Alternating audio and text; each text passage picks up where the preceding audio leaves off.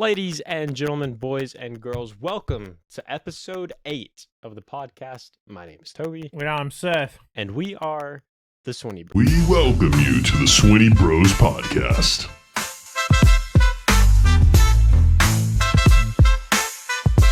So in today's episode, we had another crazy week in the NFL. Lots of news.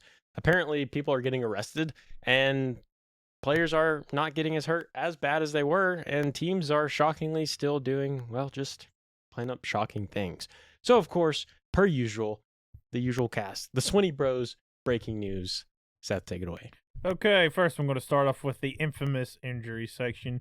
Not as many this week as we've had last week, that's for sure. It's a little encouraging, but some notable injuries.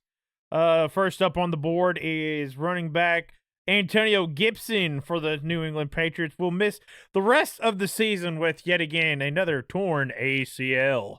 That's really going to be rough for the Patriots. I know they're kind of got a running back by committee thing going on right now, but Antonio Gibson is a big special teams player for the Patriots, and that will certainly be a bad reflection for the Patriots with his absence. Secondly, Colts kicker Spencer Schrader suffered a season-ending knee injury during Sunday's game versus the Raiders. He got hurt it was like the first quarter, I think. It was not very long into the game because they had no choice but had to go for 2-point conversions because he got hurt. So he's out for the rest of the season. Thirdly, this might be a big one right here for this game between the Lions and the Chiefs. The Lions cornerback Terrion Arnold is now out indefinitely due to a shoulder injury, and their cornerback DJ Reed is out indefinitely due to a hamstring injury. So two of their top cornerbacks are out. And that's going to be rough, especially going on the Chiefs. And then also the Chargers had to place running back Omarion Hampton on IR. He will miss at least the next 4 games due to an ankle injury. So that's the second Chargers running back to go down. Hopefully the other two will be okay. That's all I got for injuries. I do have a 2025 NFL season milestone to share. Patriots wide receiver Emeka Egbuka became the first player in NFL history with at least 25 receptions, 400 receiving yards, and 5 touchdown receptions in his first 5 career games. So congratulations to you, Emeka Egbuka, on your milestone for this season. And then something we don't get to cover much anymore. We have some criminal news here with ex-quarterback and sports analyst Mark Sanchez. He was arrested and is facing 3 possible charges. He was arrested by the Indianapolis Metropolitan Police Department on Saturday and is facing 3 misdemeanor charges, one of them being a felony battery charge for an altercation. And if you're not sure and you're not up to date with your law terms, battery is the unlawful and intentional, harmful, and offensive physical contact with another person. So he got into it pretty bad. Somebody got stabbed and he got arrested. So that's all I have for breaking news. All we have indeed. That's an array of topics. Alcohol will do some crazy things to you. I'm pretty sure I read he was intoxicated. Was he not? Probably was. Probably at a bar, getting drunk, getting ready to party, go to, Las Vegas. So crazy stuff there. Crazy stuff. You hate to see it. Hopefully the jail sentence will, or the Indianapolis trial versus Las Vegas. Excuse me. Did you say Amico was on the Patriots? I'm pretty sure. Okay. Well, he's on the Buccaneers. If he said Patriots, he's on the Buccaneers. But not that it matters. Anyways, all right. Moving on. That is all the breaking news that we have from this week. So you heard it here on the SwineyBros podcast. So now, the nitty and the gritty, the classic duels, the games of the week. I feel like Seth and I's predictions will be pretty similar for this week, or our game selections rather, and our predictions might be pretty similar as well. But per usual, 5 games that we really enjoyed. There was 5 games. You could have picked more than 5 games this week, so it'll be interesting to see what we have aligned. But starting off for my first game of the week, these are not in order of best to worst. This is just the first one I picked because I watched this game through and through, and it was It was a game, all right. The 49ers and the Rams. Oh, what a shootout. What a shootout. What a shootout indeed. I picked the Rams over the 49ers, and I tell you what, the 49ers and Mac Jones company are finding a way to win when it just doesn't really make that much sense. As many injuries as they're having, as many question marks as you're having for this team. Mac Jones was 33 of 49 for 342 yards and 2 touchdowns. Christian McCaffrey, only 57 yards on the ground. This was an air-heavy game from the 49ers. Kendrick Bourne with 10 catches and 142 yards. CMC, 8 catches for 82 yards. The highlights for the 49ers. On the other side of things, Matthew Stafford solidifying himself again with these fantastic performances this season. 30 of 47, 389 yards and 3 touchdowns. No interceptions from either quarterbacks. Kyron Williams with a respectable 65 yards on the ground. Everyone getting the love on Los Angeles. Devontae Adams, 5 catches, 88 yards. Puka, 10 catches, 85 yards.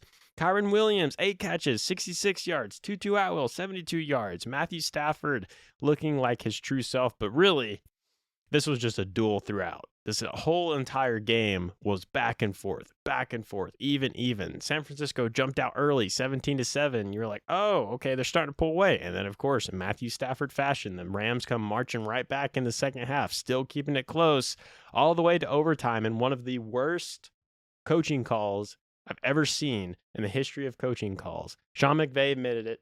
Can't deny it for him, but that was terrible. The way to lose this game on such a perfect game was the worst I've seen in a very long time. I will say both teams showed up to play. There's no doubt about it. It was fairly even between both teams. Rams did have 49 more yards of a total offense, but I mean, it was tit for tat. Like you said, the main players show up to play. Tutu Atwell is becoming that closer wide receiver for the Rams. Like, oh, we're in trouble. We need to get deep. Let's throw it to Tutu Atwell. I will say I think this was just a conservative, not a conservative, a let's go for everything call by Sean McVay. The conservative call would have been, let's kick a field goal and rely on our defense. We'll tie it up and hopefully our defense can get the offense off the field and we'll get back in. But I understand it. It wasn't the right call. Kyron Williams got stuffed. No other word for it, stuffed. But, you win some and you lose some. That's why, it's a game. But not a disappointing game at all. I loved every minute of it. The only problem I had with it was that Kyron Williams had a good game on the ground, but it wasn't anything fantastic. And most of the time, it was short bursts of yardage. And it's like when Matthew Stafford is putting up those numbers, why are we trying to run the football? Yeah, his average was 4.6 yards a carry. Which, I mean, he only needed 1 yard. So theoretically, if his average carries out, then okay, it's not too bad. But, why are you trying to run the ball when Matthew Stafford is having a game? Dude almost threw for 400 passing yards. You know how incredible that is? I mean, I know he was 30 of 47. That's 30 of 47 and 3 touchdowns. That's what was so crazy. I love the gutsy, let's go for it. I love those calls. But I don't like what's been working all game long. We'll try to run the ball. If it ain't broke, don't fix it. Exactly. But anyways, still, what a game that was, 49ers. Okay, for one of my other games of the week, that was also one of my games of the week, was Rams 49ers. I've got the Buccaneers and the Seattle Seahawks. What a tragic game for Seahawks fans everywhere. 38-35 final score. Another Buccaneers close out the game in the last few minutes of the game.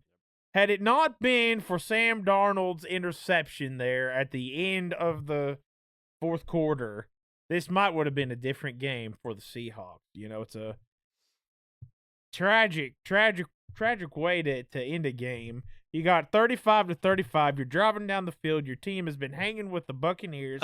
And then all of a sudden, with 1 minute and 3 seconds left to go in the fourth quarter, you're trying to throw it, and it gets intercepted. And it's like, oh, no. I mean, you might not think 58 seconds is a lot of time, but the way that the Buccaneers have been closing out ball games lately, that was all the time that they needed to march down the field and kick the game-winning field goal to secure another victory. What a game. Oh, it was just the edge-of-your-seat kind of game. Offensively, these games were, neck and neck, both teams. Baker Mayfield, 379 passing yards, 2 touchdowns. He only missed 4 passes. He was 29 for 33 on his passes. Darnold, he was pretty impressive as well. Other than the one interception, he did throw for 341 passing yards, 4 touchdowns, 28 for 34. Both quarterbacks just shined. 463 total yards of offense for the Seahawks to the Buccaneers 426. Just a good old. I have loved the game selections for these games here lately. That's just a crazy, crazy game. And it's when you look at the statistics of the game, I won't jump too much into it, but this was also one of my games of the week, so I'll briefly cover it. Baker Mayfield only missed 4 passes, and Sam Darnold only missed 6. 28 of 34 for Sam Darnold, 341 yards to the air, 4 touchdowns, did throw that 1 interception that completely changed the game. Baker Mayfield, 29 of 33 for 379 and 2 touchdowns. Baker Mayfield's rating was 134.7. Sam Darnold was 135.4.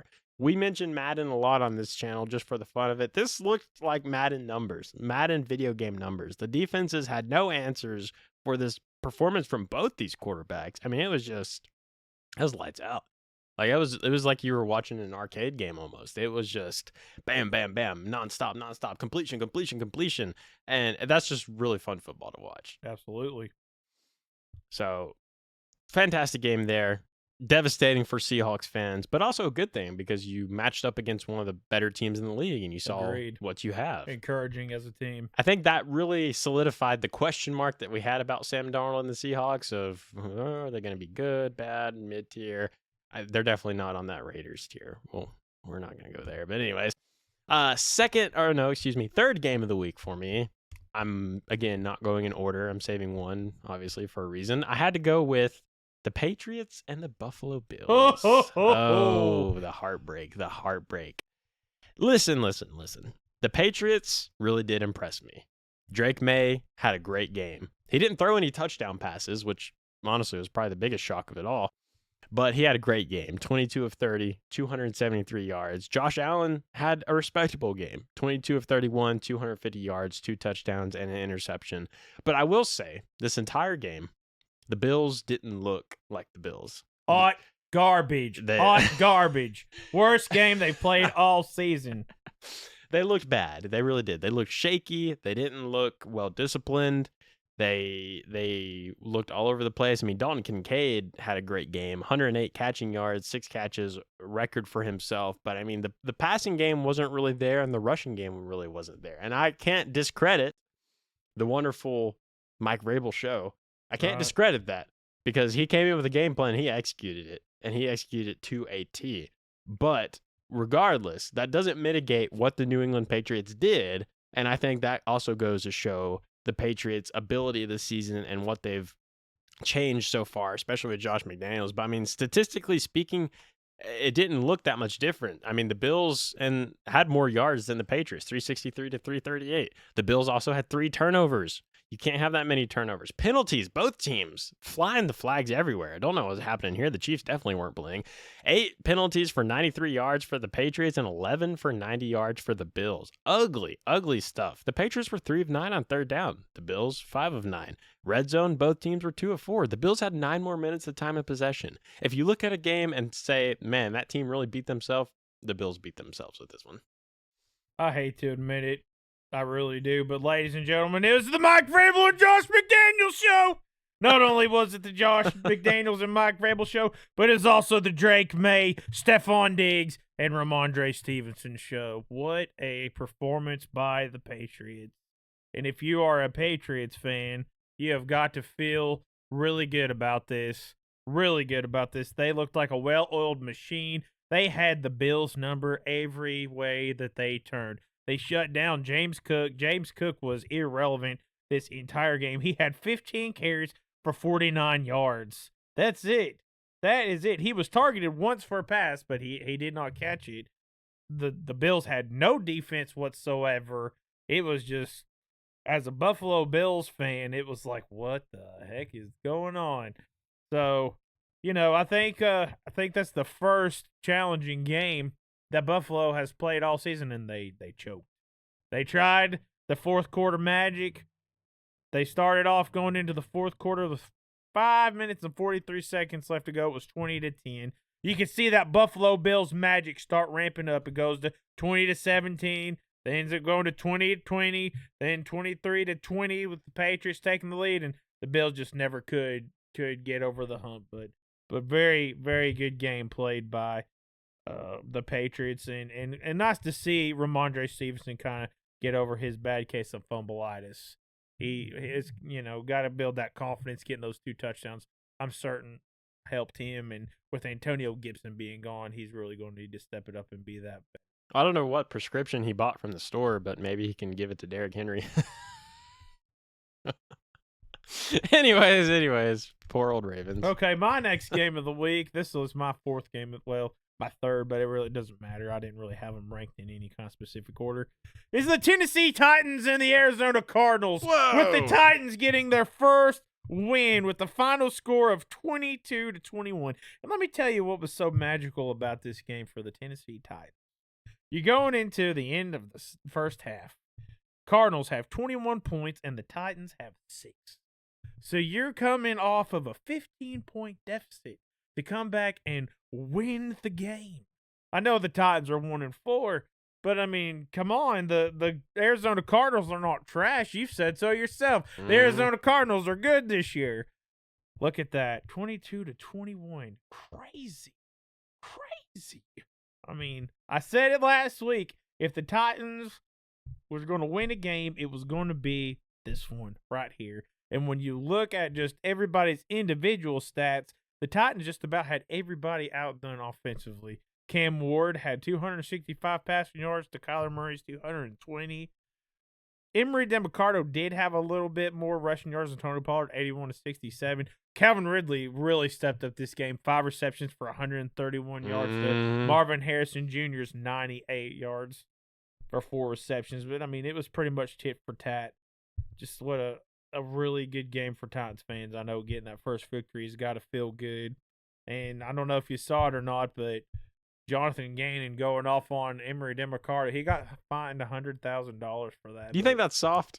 What, $100,000? No, do you think that actual them fining him for that, and do you think that was a good call? I mean, it's kind of dumb. I mean, if you're going to do something like that, I'm not a fan of public humiliation.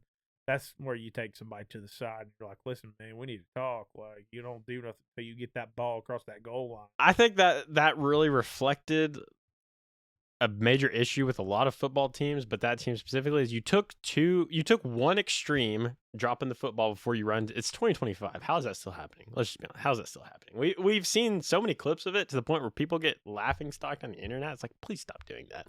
But you take one extreme and then you combine it with another extreme on the sideline of hitting your player because you can't control your emotion over it. One extreme for another extreme is never a good recipe for any football team. Unfortunately, I didn't have the Titans and the Cardinals, the bottom barrels of the league, dueling it out here. It was a game of all time, that's for sure. But I'm regretting saying the Cardinals were good. Like the first couple of games of the season, I was like, hey, the Cardinals, they actually are good. Well, in their defense, they did lose their first string and their second string running back. But the 49ers have 3 receivers facing surgery. Brock Purdy, George Kittle, Nick Bosa out as well, and they're 4-1. Yeah, but they have Shanahan. That is true. Shanahan doesn't abuse his players, so that's probably an indicator. When you grew up with your daddy being a head coach and you got to watch and learn from one of the best, become. It's true. Wait, so what did the 49ers or the Cardinals coach grow up with? Oh, we got to stop. We're going to get canceled. Okay. Anyways, moving on. 4th game of the week. Dun. Oh, the joy this brings my heart. But it's not the one you're thinking. The Jaguars and the Chiefs. Oh, what a breath of fresh air that was. Oh, man. I'm pretty sure everyone in the nation was celebrating this victory.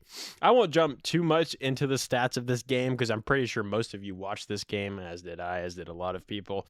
You were holding your breath there for a minute. I mean, me and Seth both picked the Jaguars, and at halftime it was like, what have we done? The Jaguars ain't looking that good. And then the second half, it was like, oh, okay, that's the Jaguars team we were talking about. And I they put up mean, 24 points in the second. 24 points to Kansas City's 14 points. I mean, Patrick Mahomes had a good game. Trevor Lawrence had a good game statistically for passing wise, 18 to 25 for 220 yards. He did throw a pick, and Patrick Mahomes also threw a pick, which was a deadly pick, return for a touchdown. But the play of Trevor Lawrence falling to the ground, getting back up, and having the athleticism to out hustle the defensive line, minus Jones giving up on the play. I don't know if you guys saw that. That was kind of weird. Minus that play was nuts. For a quarterback to do that, like, I don't know if you guys have ever watched like the GoPro cams of quarterbacks, like POVs, like on YouTube and stuff. But these defensive linemen are fast. Like, even for a fast quarterback, these people are fast. And being able to have the awareness and athleticism to get back up, run out through the hole, through the pocket, and score the touchdown to win the game for your team, that's crazy stuff from Trevor Lawrence. Absolutely loved this game. Absolutely loved watching it. Highlights were incredible. The Jaguars, man, it's their year. I'm telling you, they're going to the playoffs. The Kansas City Chiefs don't care. Jaguars, playoff caliber team, especially after that performance. Liam Cohen is doing very well with this team. I will have to say, though, probably one of the highlights of this game, best play of the game for me, was third quarter when Patrick Mahomes threw that interception to Devin Lloyd, and he ran it all the way back for 99 yards for a touchdown. Like, if that doesn't get you jumping off the couch with the hands in there like, yeah, boy! Like, Jaguars take the lead, 21-14 right there. That was like, yes! That was really cool. If you haven't seen it, look it up. It's impressive. Impressive. Did you see the clip of Thornton running like 130 yards trying to catch him to tackle him? He went for a strip. Like, it was like he went to try to strip the ball. If he wouldn't have done that, I think he actually would have tackled him. That dude flew. Like, that was like a DK Metcalf type of just like barrel. That was crazy. I saw that the other day and I was like, holy cow, like that dude was flying. Let's see. One more game left? Yeah, that's all mine. That's all yours? You've got yours, which I know what you're saving for last. Listen. Mr. Editor, will you zoom in on this? I'm the editor. I don't know why I'm saying that. Anyways, the sweet, sweet, relishing victory of knocking off the yucky old Philadelphia Eagles. Yeah, hide the cap. Seth, as well as many of you in the comments on that clip. I don't know what this guy's on about. The Eagles are going. Yeah, take the L, buddy. You're the only person I know of that would have picked the Broncos. And listen, I mean, when you see greatness and you're used to greatness as a Denver Broncos fan, you just know what to expect. No one had faith in my man Bo Nix or anyone else. And honestly, I never gave up on him. First 3 quarters, I knew it. I knew that championship flame that this Denver Broncos team carries, I knew it was coming out.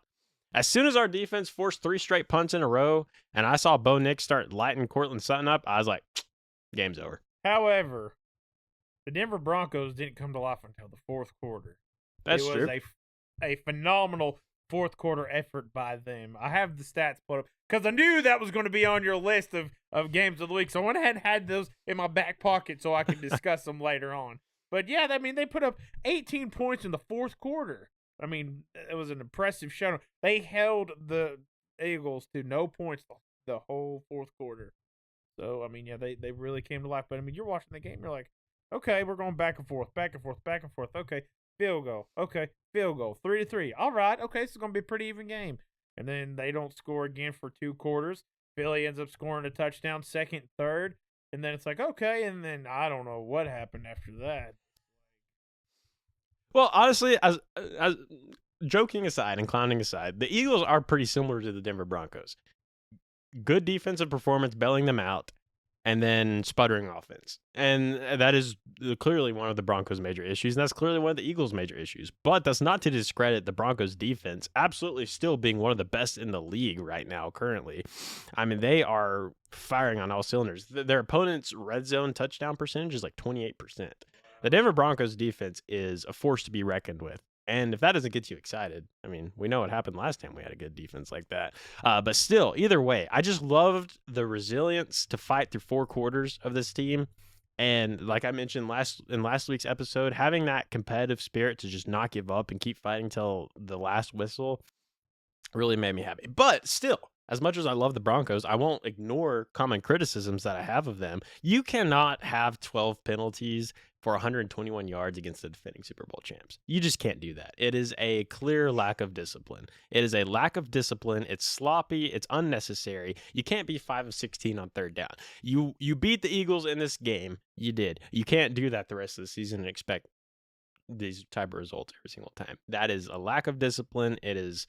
You can't give up over a football field length of penalties. It's just unacceptable, period. If I'm Sean Payton, that's got to get kinked out. If you got to run sprints all day long to get that worked out, work it out. We can't be having that here in Denver. Otherwise, though, good job, boys. Way to take the victory out over the yucky old Eagles. Man, the Eagles, dude, their fan base, I'm telling you, they're just awful. They're just evil. Like, the type of comments they believe in and stuff, awful. So happy to see the Eagles lose. But I think that wraps up our games of the week. So moving on to another difficult topic. No criminal activity involved in this one. Predictions for week 6. And before we get started, 2 teams on bye week this week are the Minnesota Vikings and the Houston Texans. Only 2 this week. There was 4 last week. Only 2 this week. So starting out, let's do the game that's tonight. But I think this episode will be uploaded tomorrow. So I guess the game last night for you viewers at home. The Eagles and the Giants. I'm actually going to save my predictions. Seth, you start. Okay. All right. We'll start with the Thursday night matchup between the 2 NFC East rivals, the Philadelphia Eagles and the New York Giants. I'm taking the Philadelphia Eagles on this one. They have more options than the Giants. The Giants are still a struggling offense, and I really hate to see this, and never thought I would ever say this, but if Brian Dable can't get anything going with this offense, he's probably going to be job hunting before it's over with. So I got to go with the Eagles over the Giants. Next, I think this game is in London, I'm pretty sure. Sunday, 9:30 a.m. The Denver Broncos and the New York Jets. Got to go with the Denver Broncos. Jets are not going to stand a chance. It's going to be a rough game for them. Oh, this next game was really hard for me, and I really had to sit down and contemplate it and look at some options. The Seattle Seahawks and the Jacksonville Jaguars. Jumping straight into it. 2 studs of teams right now. Both of them are on fire. Both of them are playing well. But I had to go with the Jaguars over the Seahawks on this one. Ooh. Liam Cohen is doing really good things with this team. And I think that Seattle is going to struggle against the Jaguar defense. They have a really good defense. So I had to go with the Jaguars for the defense. And then the Chargers and the Dolphins. What in the world is going on with the Chargers? They've been on a losing streak. However, they're going to play the Miami Dolphins. They have one of the worst defenses in the NFL right now. I know that they're down Najee Harris. They're down Omarion Hampton. Greg Roman's been pass heavy anyway. Mm-hmm. They still got Ladd McConkey. They still got Quentin Johnston. They still got Keenan Allen. I got to go with the Chargers over the Dolphins. Okay. We're a little bit out of order, but that's okay. I will follow my picks into yours. Eagles and the Giants. We're not out of order on this one. I also had to go with the Philadelphia Eagles. Man, oh man, listen. Said last time, I was like, wow, we were hyping up the Giants. Like, Jackson Dart was that miss a piece. I mean, the head coach himself was freaking out, ecstatic, because his job just got saved. And while his job it's not saved anymore. You can't give the Saints a victory and only score 14 points. That's bad. That's bad. Not to say that Jackson Dart he didn't play bad, but there's just clearly the list of problems in New York is just thick. Mm-hmm. It's thick. So I had to go with the Eagles. The Eagles will bounce back here, figure out their offense. They're playing a demotivated Giants team. Yeah, Eagles run away. The Broncos and the Jets. This is kind of like the sleeper pick because it's easy to overlook the Jets, but we can't overlook the fact that most of the Jets games, except against Cowboys, have been close games. And a team that is still this talented, a team that still has this amount of talent on paper, is still capable of doing some great things. But it's just not Sunday against the Broncos. Give me the Broncos all the way. Why would in the world would I pick the yucky old Jets? The Jets really could go winless this season. I'm dead serious. They could. Well, they're the only team that hasn't won. Exactly.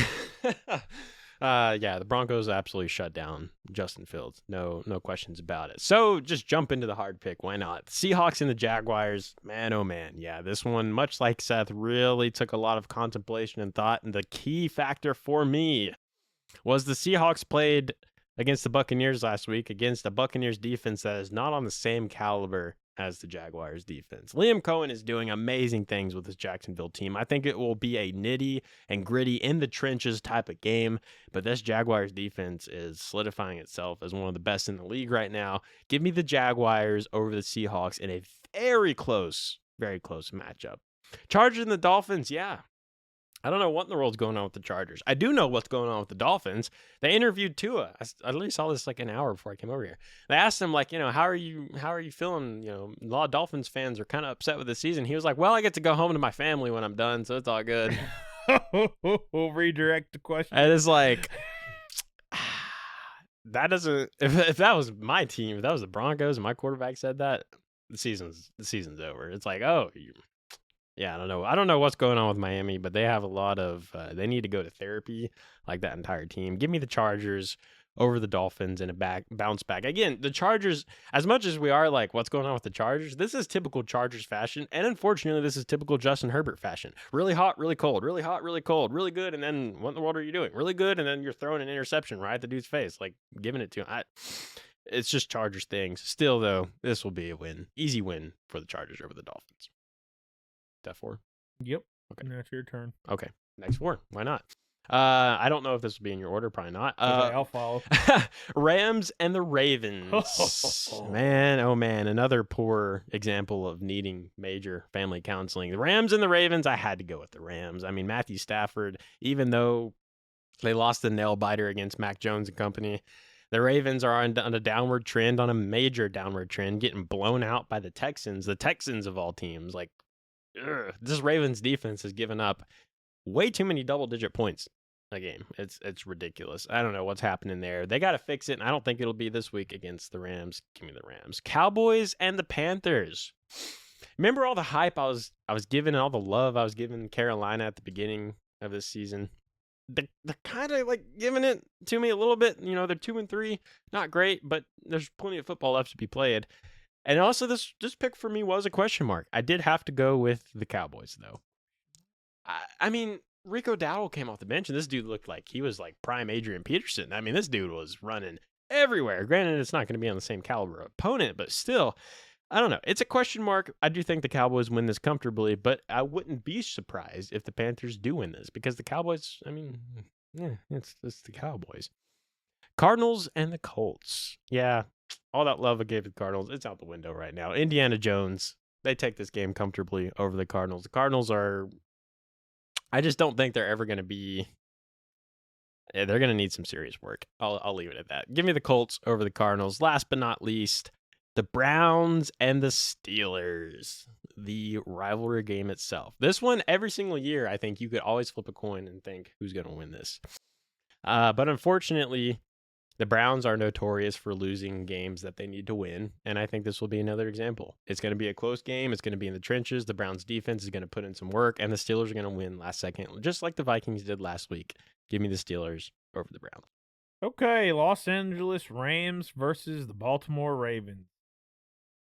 I was very confident about this Ravens team going into the season, but the fact that they've only won one game, and it was against the Cleveland Browns. It's the only team that they've won against. Now, they did hang tight with the Buffalo Bills, week 1. But to get decimated by the Houston Texans, 44-10. Rams all the way. Rams are too good. Rams are just, they're going to run over the Ravens. Rams over Ravens. Cowboys, Panthers. Had to go with the Cowboys.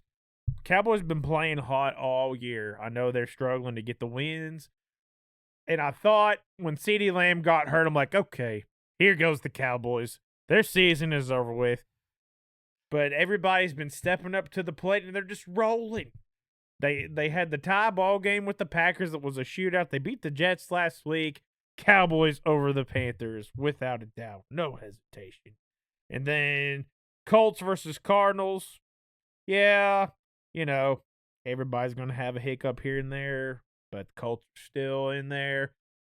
They're going to beat the Cardinals, and it's going to be a rough game for the Cardinals. Colts all the way. And then the AFC North matchup between the Cleveland Browns and the Pittsburgh Steelers. Oh, this was always one of the game of the years. It still might be a pretty good game this week.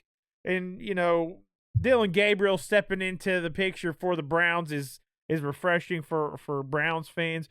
But I still think that they've got some work to do offensively. Their defense is great. If they can get their offense on the same page as their defense, they're going to be shooting. And if I'm not mistaken, I think that Warren will be back this week for the Steelers because I know he got hurt. Yeah, they had the bye week. So I think he's questionable, but probably. If he returns and they get the bounce back forth between him and Caleb Johnson, that'll be very interesting for the Cleveland defense for sure. But I had to go Pittsburgh over the Browns. So next on the list is the hot New England Patriots versus the cold New Orleans Saints. Even though they got their first win, New Orleans does not stand a chance against New England. There's no way. New England over New Orleans. Titans and the Raiders. 1-4 versus 1-4. I had to go with the Raiders over the Titans. Ashton Genty is coming off of 2 big games. The Titans defense is kind of subpar. I think that's going to be the biggest problem for the Titans this game. And it's not that the Raiders are just like dynamite, but I think they have enough weapons on their team to be able to manipulate the Titans defense. So I had to go with the Raiders. Here's another toss-up game for me. The 49ers and the Tampa Bay Buccaneers. 2 absolute gridiron greats this season. You've had the 49ers with all their injuries, and they've still been just slinging it away and still winning games. The Buccaneers have been closing out games. I had to go with the Buccaneers over the 49ers. I think that the Buccaneers are really going to solidify themselves this week, and they're really going to get everybody's attention if they haven't yet. I had to go Bucs over 49ers. So lastly, Green Bay versus Bengals. Even though Joe Flacco was added to the Bengals, I meant to do that in the breaking news. I completely forgot about the Cincinnati Browns trade. But even though Joe Flacco coming in, I think that Joe Flacco is going to be a missing piece that the Bengals need with the absence of Joe Burrow. Veteran status over, young experience any day. But I still had to go with the Packers. Packers are just too good. Matt LaFleur's got a good thing going right now, so I had to choose the Packers. Yeah, that's wild. We'll get to that here in a minute. Patriots and Saints. The Saints have progressively each game, they did decent against the Bills, and then they beat the Giants, but they're slowly climbing, and the Patriots are cruising. They're not cruising, but they're on a much higher status. Give me the Patriots, no questions asked. Titans and the Raiders, another poor matchup again. 1-4. Titans getting their first win. I will say, Cam Ward continuously does look better and better each week. He's stepping into that role. He's getting more comfortable. Calvin Ridley had a great game. Funny story behind that. Was going to post a clip about Calvin Ridley and us saying cinder block hands, and my video file, when I went to upload it, got corrupted. And then he had that performance, and I was like, works for me. I actually picked the Titans to win this game. Man, the Raiders are in need of some dire help. And so are the Titans, don't get me wrong. The Raiders on paper are more talented. I'm just picking this one from a perspective of what I've seen from both quarterbacks. And Cam Ward is upward trending, and Geno Smith is not doing so well. Not doing so well at all. So give me the Titans, but really either team can win this. 49ers and the Buccaneers, man, oh man. And you guys know I'm a Baker Mayfield enthusiast. I love what he's doing with the Buccaneers. The Buccaneers keep winning these close games, and I think this one will be a very close game. And honestly, you could see the 49ers go up for 2 or 3 quarters in this game. But I had to go with Baker Magic. Give me the Buccaneers in this game too. The 49ers, Mac Jones is doing some fantastic stuff, but is it a Cinderella run? I don't think so, but I don't think that he's going to beat the Buccaneers. Give me the Buccaneers in a really, really close game. The Bengals and the Packers. This is only the third time, I think, all the NFL historians can correct me, the third time that a rival team has traded a quarterback to the opposing rival. Don't ask me for the other two because I forgot. So that's crazy when you think about it. The Browns and Joe Flacco. Oh no, the AFC East was doing it for years. Matt Fitzpatrick went to every team about. That's true, I guess. Yeah, if you want to count that one. But it's it does happen. Which I think a lot of Bengals fans, especially a few I've talked to, wanted Jameis Winston. Well, I mean, I get that. Especially if you own Jamar Chase in fantasy football.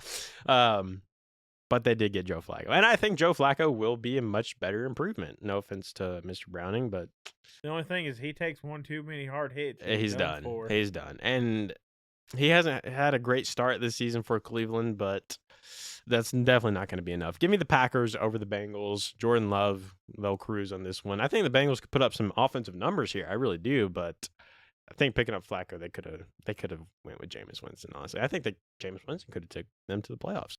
Did I miss anyone? Is that 4? That's 4. That's it. So go ahead and close us I'll out. close us out with a tough 3 picks, but this first one was the easiest pick. The Lions and the Chiefs. Give me the Lions. I mean, dude, they're the best team in the NFL right now. They really are. The Detroit Lions are cruising.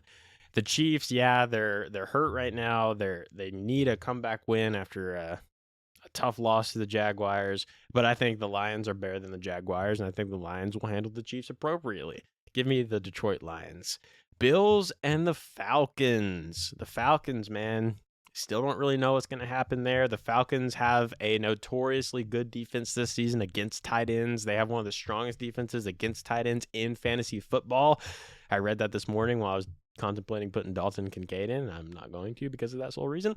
But still, listen, I don't think the Bills will play like they did against the Patriots. I think the Bills are going to come in here and knock off the Falcons, beat them up pretty good. They're going to get revenge. Josh Allen masterclass, James Cook masterclass. Give me James Cook 100 rushing yards, 2 touchdown rushes. You're hearing it here first. Don't put odds on that. Don't gamble that. I'm just giving you a pointer.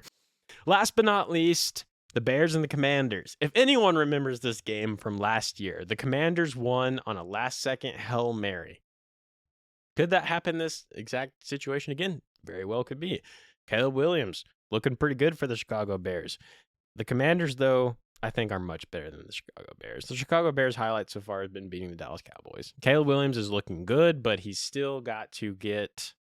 I still need more from him before I'm convinced. I do think the Washington Commanders are a better team. Give me the Commanders to round out my picks.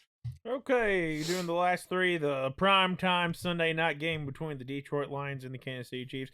I had to go with the Detroit Lions. No question there. However, if Isaiah Pacheco keeps running and improving like he has been, this Chiefs offense is going to get interesting week 7, week 8, because next week, week 7, Rashee Rice should be coming off of his 6-game suspension. So that'll be another weapon at Patrick Mahomes' expense. Mm-hmm. And then with Xavier Worthy back, Hollywood Brown, I think you're going to see a little bit of a different Chiefs offense come week 7 and week 8. But right now, Lions. Oh, I meant to add to that. Xavier Worthy was downgraded to questionable today. Well. I forgot to mention that earlier. So I had to go with the Lions over Chiefs. Buffalo Bills and the Atlanta Falcons, part of the Monday night doubleheader. First game on the slate for Monday Night Football. I had to go with the Buffalo Bills. However, I do think that the Atlanta's defense is going to be hard for them. I think they are definitely going to keep Cook contained.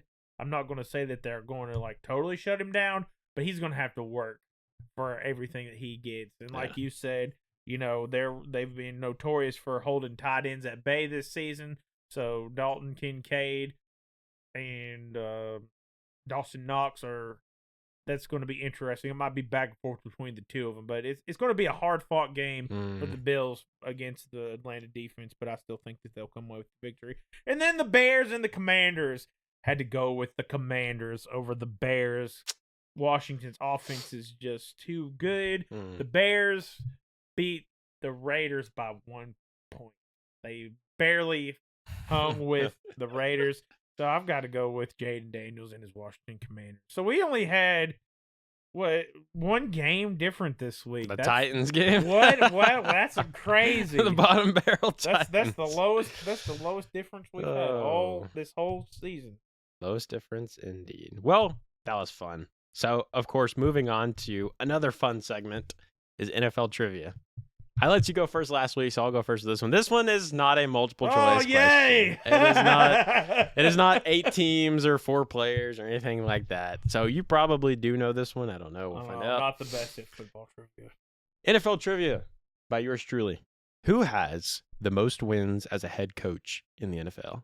Most wins, just period? Just like Period. regular season wins? Just regular season, all time, ever. If you were to type in Google who has the most wins as a head coach in the NFL, this person's name would pop up. Yes, it's a man. Well, I hope Obviously. so. I'm going to have to go with Mike Tomlin. That is incorrect. Mm. Hopefully I pronounced his last name right. It is. Don't tell me it's Tony Dungy. It is Mr. Don Shula. Oh, duh. From the Miami Dolphins. 1970s Miami Dolphins. Mr. Don Shula himself has the most wins as a coach in NFL history with 347 career victories, including 328 regular season wins and 19 playoff wins. Wow. The former head coach of the Baltimore Colts and Miami Dolphins is the only coach in NFL history to lead a team to a perfect season, which the Dolphins accomplished in 1972. Wow. How cool. Good question. Okay, Seth's football trivia question of the week. Pretty good question. I liked this question. I thought it was pretty cool. Which NFL division has the most Super Bowl victories shared among its teams? Oh, my gosh. Which NFL division has the most Super Bowl victories shared among its teams? And I'm not giving you any clues this time. I was going to say, I'm like 2 for 2 in the last 2 weeks. I would have to say that is the NFC North. The correct answer is the NFC East. Ah. The NFC East has the most Super Bowl victories with a total of 14 shared titles among its teams. The division includes the Dallas Cowboys, New York Giants, Philadelphia Eagles, and Washington Commanders, and is the only division in the NFL where every team has won at least one Super Bowl. Wow. And for a breakdown of the NFC East Super Bowl wins, you have Dallas Cowboys with 5, the New York Giants with 4, Washington with 3, Wow. and Philadelphia with 2. Wow, that's crazy. Crazy stuff. Crazy stuff. I was close. Close enough, right? Northeast, everything. Close enough. So that was NFL trivia presented by the Swinney Bros. Now for the fun fact. This was actually really cool. I've never heard of this before, which I don't think me or Seth will ever hold it. But hey, you never know. It's possible. The Lombardi Trophy only weighs about 7 pounds. Wow. Growing up, I always thought that it looked super, super heavy, and the way they'd hold it is like, Oh yeah, it looks like a thick I know. bar. And it's like you're sitting here thinking like, wow, this thing looks like dumbbell type of weight over here. It's only 7 pounds. Wow. About 7 pounds, according. But who knows? Maybe me and Seth will be holding it one day, talking to you guys. But either way, thought that was really cool. Really cool fun fact. So I guess that rounds up all of the topics for today. Any closing thoughts, segments, questions, anything? I ask for this every episode. Just try to get some interaction between the Seattle Seahawks and the Jacksonville Jaguars. Who you got? Put it in the comments. Put it in the comments, please. Just put it in the comments. And listen, I will tell you, if you watch this show and you don't have the attention span to watch a whole episode, just watch the shorts, like the shorts. Just help us get everything boosted. As always, thank you for listening. God bless. Much love. I was told recently by a listener of the show that they wanted to hear us talk about college football more often. Problem is, I do keep up with college football. I'm a pretty big college football fan. Seth is not as much, so we won't always have as much to discuss relatively about best teams or prediction winners for conferences. So we'll just discuss the Tennessee Volunteers really quick before we leave. Upcoming matchup, Saturday, revenge game against the Arkansas Razorbacks at home, Neyland Stadium. Joey Aguilar, Tennessee Vols, coming off of a bye week, are looking to get revenge against the Arkansas Razorbacks from the Nico era. Either way. In other ways, the Tennessee Volunteers jumped up to the rankings and are number 12 in the nation right now. So if the season were to end today, the Volunteers would be in the college football playoff. Their only loss coming to an overtime loss against the Georgia Bulldogs. Tennessee plays Arkansas, and I think after Arkansas, they travel to Alabama. Should be. I think, to play Alabama. It's a tough slate coming up for sure. I mean, there's a lot going on in the college football world. But if you do love college football and you do like hearing about college football, there's a team or a highlight or even a clip that you want us to react to or talk about some player, just let us know. We will at least look at what you have to say, even if we don't know what you're talking about. We'll try to make it fun, try to make it entertaining. As always, share it with your grandma, share it with your grandpa, share it with your third cousin that you never even talked to. Just send them the link, ask them to subscribe. It literally takes half a second. And trust me, it boosts the algorithm. So people like you who enjoy our content can share it with others who maybe would enjoy our content that doesn't know. We've been getting a lot more comments from people seeing our videos. That's because our content's reaching out to more people. Half these people we've never even talked to before, but they're engaging and they're commenting because they like what they see. So as always, subscribing helps us out a lot. It's tremendous. It's perfectly free. And if there's anything at all you want to see us do, anything at all, maybe we react to NFL's greatest hits at some point, just let us know in the comments. But as always, thank you so much for listening, and we will see you next week for episode 9 of the Swiney Bros podcast.